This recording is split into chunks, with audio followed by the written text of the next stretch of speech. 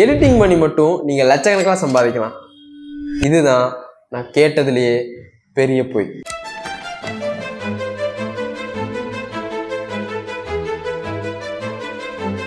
இன்னைக்கு content creation தான் எல்லாம். ஒரு பிராண்டை மக்கள் கிட்ட கொண்டு போய் சேர்க்கறதுலேருந்து பர்சனல் பிராண்டிங்க்கு என்டர்டைன்மெண்ட்டுக்குன்னு content creation plays an important role. And அதில் ஒரு பிக்கஸ்ட் பார்ட் பிளே பண்ணுற ஒரு ஆள் தான் எடிட்டர். பிகாஸ் எடிட்டிங்கிறது ஒரு டைம் டேக்கிங் ப்ராசஸ். ஒரு லாங் ஃபார்ம் வீடியோ எடிட் பண்ணி முடிக்கிறதுக்குள்ள சாலிடாக 2 to 3 days ஆகும். கொஞ்சம் யோசிச்சு பாருங்க. நீங்கள் பார்க்குற முக்கால்வாசி சேனலோட கமெண்ட் செக்ஷனில் எடிட்டர் மாஸ் அப்படின்ற கமெண்ட்டை பார்த்துருப்பீங்க. பட் யோசிச்சு பார்த்தா எத்தனை எடிட்டர்ஸோட நேம் உங்களுக்கு ஞாபகம் இருக்குது? பிகாஸ் இங்கே சில சேனல்ஸ் தவிர வேற எந்த சேனலுமே எடிட்டருக்கு ஒரு ப்ராப்பரான ரெகக்னேஷனோ இல்லை கிரெடிட்ஸோ கொடுக்குறது இல்லை. அண்ட் இன்னொரு விஷயம் சொல்லணும்னா, ப்ராப்பரான எடிட்டிங் இல்லாத வீடியோ எப்படி இருக்கும்னா, சில சேனல்ஸை தவிர இங்கே எந்த சேனல்ஸுமே எடிட்டிங் பண்ணால் இவங்க சொல்கிற மாதிரி நல்லா காசு பார்க்கலாம். இப்போதான் மணி அடிக்க இந்த அளவுக்கு பொட்டன்ஷியலான எடிட்டரோட வேல்யூ அண்ட் பே இப்போ எந்த அளவுக்கு வந்து நிற்கிதுன்னா, ப்ரோ உங்கள் எடிட்டிங்லாம் வேறு லெவலில் இருக்குது ப்ரோ, பிரச்சனையே இல்லை. ஆனால் பட்ஜெட் தான் கொஞ்சம் இருக்குது. ஒரு 300 ரூபா போட்டுக்கிறீங்களா? But there are still some editor getting paid in lakhs because they are not just editors. Actually they are good businessmen. And அது நீங்கள் இல்லை, சாரி நம்ம இல்லை. இதுக்கான ரீசன் என்னன்னு யோசிச்சு பார்த்தா பதில் ஒன்று தான், வேல்யூ. வீடியோ எடிட்டிங்கை பிடிச்சி பண்ணுறவங்கள ஆரம்பிச்சு எடிட்டிங் பண்ணால் இவங்க சொல்கிற மாதிரி நல்ல காசு பார்க்கலான்னு பண்ணுறவங்கன்னு இப்போ இந்த ஃபீல்டுக்குள்ளே நிறைய பேர் உள்ள ஆரம்பிச்சிட்டாங்க. இந்த கூட்டத்தில் தொலைஞ்சு பார்க்காம நீங்கள் தனியாக தெரியணும்னா you need to increase your value. ஏன் வேல்யூ அவ்வளோ முக்கியம்னு சொல்கிறேன்னா, மார்க்கெட்டில் புதுசாக எடிட்டர்ஸ் வரதான் போகிறாங்க.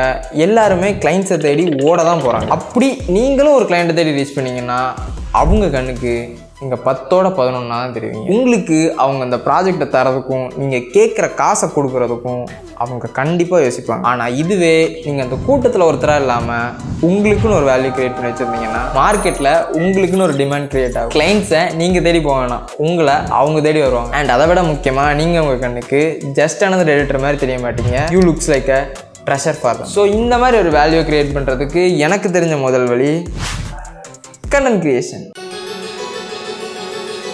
எடிட்டிங்ன்ற நீஸ் தான் சூஸ் பண்ணணும்னு இல்லை, என்ன நீஸ் வேணால் சூஸ் பண்ணிக்கோங்க. ஆனால் அதில் எடிட்டிங்கோட குவாலிட்டி மட்டும் குறையாமல் வீடியோஸ் அப்லோட் பண்ணுங்க. உங்களுக்கு அது ஒரு எடிட்டராக ஒரு நல்ல நேம் வாங்கிடும். யோசிச்சு பாருங்கள், நம்ம டே டு டே லைஃப்பில் நம்ம எல்லாருமே எதுனா ஒரு விஷயத்த கன்சியூம் பண்ணிட்டு தான் இருக்கோம். அப்படி யாரோ ஒருத்தர் கன்சியூம் பண்ணுற ஒரு விஷயம் உங்களோட வீடியோவாக இருந்து அதில் அவங்களுக்கு எடிட்டிங் பிடிச்சிருந்து அவங்களுக்கு ஏதோ ஒரு வகையில் எடிட்டிங்கிற ஒரு சர்வீஸ் தேவைப்பட்டுச்சுன்னா it actually provides value and money to you. இவ்வளோ ஏன் உங்கள் எடிட்டிங் ஸ்டைல் அண்ட் குவாலிட்டி நல்லா இருந்து உங்களுக்குன்னு சம் செட் ஆஃப் ஃபாலோவர்ஸ் இருந்துச்சுன்னா பெரிய பெரிய கிரியேட்டர்ஸ் கூட கண்ணை மூட்டு அவங்ககிட்ட எடிட்டிங் அப்ரோச் பண்ணுவாங்க. ஃபார் எக்ஸாம்பிள் தருண் ஸ்பீக்ஸ்னு ஒரு கிரியேட்டர் இருக்கார். ஆக்சுவலாக அவரோட சேனலில் அவரோட காலேஜ் லைஃப், அவர் சொல்லணும்னு நினைக்கிற ஸ்டோரிஸ் இதை பற்றி தான் பேசி அவர் வீடியோஸ் அப்லோட் பண்ணுவார். பட் அவரோட சேனலில் அதை விட அவரோட எடிட்டிங் நல்லா இருக்குன்ற காரணத்தினால அது மூலமாக இப்போ அவர் ஒரு எடிட்டிங் ஏஜென்சி வச்சு பிஸ்னஸாகவே ரன் பண்ணிக்கிட்டு இருக்காரு.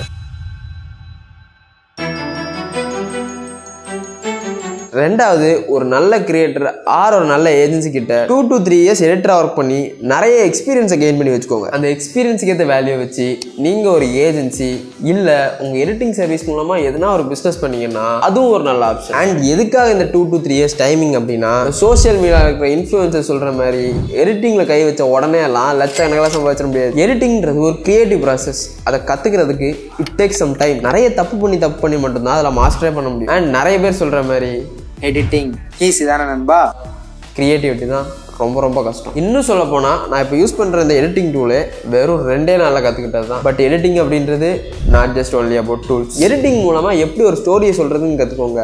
குட்டி விஎஃப்எக்ஸ் டெக்னிக்ஸ், ஈவன் கட்ஸில் கூட அவ்வளோ விஷயம் இருக்குது. முதல்ல இதெல்லாம் கற்றுக்கிட்டு உங்கள் வேல்யூ அண்ட் நாலேஜ் டெவலப் பண்ணிக்கோங்க. அப்புறமா அதுலேருந்து ஒரு இன்கம் ஸ்ட்ரீம் ஜென்ரேட் பண்ணவும் கற்றுக்கோங்க. ஏன்னா எடிட்டிங் மட்டும் பண்ணுறனால சத்தியமாக ஃபினான்ஷியலாக ஒரு நல்ல நிலைமைக்கு வரவே முடியாது. More the value equal to more the money.